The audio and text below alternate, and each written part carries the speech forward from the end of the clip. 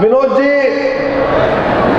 मोदी ऐसे व्यक्ति है जो केजरीवाल जैसे सादा शर्ट मफलर खासते हुए नहीं आते, राहुल गांधी जैसे ट्रक में नहीं जाते, मोटरसाइकिल के गराज में नहीं जाते, फटे कपड़े कोई पहनते नहीं है, लेकिन काम तो सबसे बढ़िया करते हैं। मोदी जी ऐसे आदमी है कि जो चलते हैं तो 56 इंच की छाती वाला मर्द जो करके दिखाने वाला है, ऐसा चलते हुआ नेतृत्व दिखाई देता है। मोदी जी ऐसे आदमी है, अगर केदारनाथ में केसरी वस्त्र भगवा वस्त्र पहनते हैं तो साधु लगते हैं, अगर सियाचिन में आर्मी का यूनिफॉर्म पहनते हैं तो देश के जवान लगते हैं, और अगर कहीं चीता को छोड़ने के लिए जाने शिकारी का पहरवा पहनते हैं तो शिकारी लगते हैं। जो भ्रष्टाचारियों को शिकार करेंगे ये दांतबाज महसूस होता है। मोदी जी का देशभक्ति ये श्वास है और अनुशासन ये उनका ब्लड ग्रुप है।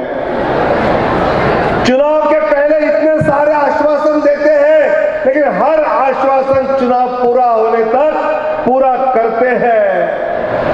मोदी जी सर्वोच्च पद पर है, लेकिन उनके अगल बगल में उनका भाई नहीं दिखता है, भतीजा नहीं दिखता, कोई नहीं दिखता है। उनकी मां की अंतिम यात्रा में किसी राज्य का मुख्यमंत्री नहीं, कोई सांसद नहीं। जैसे मेरे मां का मैं अंतिम संस्कार करूंगा, मेरे जैसा ये देश का प्रधानमंत्री है, ऐसा मुझे उनको देखकर लगता है। 9 साल में एक छुट्टी नहीं ली, दिवाली मैं अपने घर में मनाता हूं, मोदी जी सियाचिन में मनाते हैं। 9 साल में कभी बीमार नहीं पड़े, किसी से डरते नहीं, मुकाबला करते हैं। मैं मानता हूं कि ऐसा प्रधानमंत्री जब मिला है तो उसका मैं चाहता हूं, उनकी मैं तारीफ करता हूं। जो 14 के पहले नहीं कर रहा था, ये मेरी गलती हुई, ऐसा वो कहता है। बिहार में जिस प्रकार की बातें हो रही है, मेरे पहले सुशील जी ने,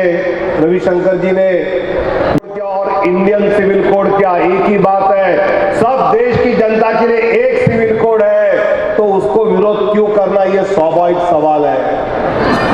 आपके बिहार के मुख्यमंत्री नीतीश कुमार जी देश के प्रधानमंत्री होने का सपना देख रहे हैं। दुर्भाग्य ये है कि सभी पार्टियों को इकट्ठा करके, जब पटना में उन्होंने सभी विपक्षी पार्टियों को इकट्ठा किया, राहुल गांधी आए, मल्लिकार्जुन आए, ममता जी आई, शरद पवार आए, उद्धव ठाकरे आए, स्टालिन आए, सब आए, लेकिन नीतीश जी को इस विपक्ष का संयोजक नियुक्त किया ही नहीं गया, और इससे दुखी हुए। और उस समय शायद मैंने सुना है, सच गलत मुझे पता नहीं, शरद पवार साहब ने उनको कहा, नीतीश जी अभी पूरे देश में आपको कोई स्वीकारता नहीं है, तो आपको कैसा कर सकते हैं संयोजक। और ये बात नीतीश जी के मन में चुभी कि पूरे देश के लोग मुझे कैसे नहीं चाहते हैं, और उन्होंने तुरंत उसके बाद एक निर्णय लिया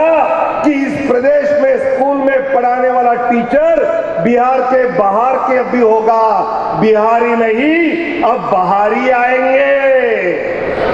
ये नीतीश जी ने चाल शुरू की, क्योंकि उनको पूरे देश में नेता बनना है। आज टीचर, आज शिक्षक बिहारी नहीं बाहरी, कल किसान का माल बिहारी नहीं बाहरी, कल मजदूर बिहारी नहीं बाहरी।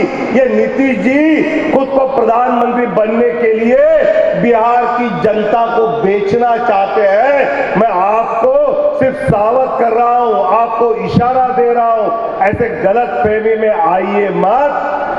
और एक पार्टी के मजबूत नेता नरेंद्र मोदी जी के साथ रहिए। 24 है, 25 है, भाजपा और उनके सहयोगी दलों को आप विजयी बनाइए। इतना ही कहते हुए मेरे वाणी को विराम देता हूं।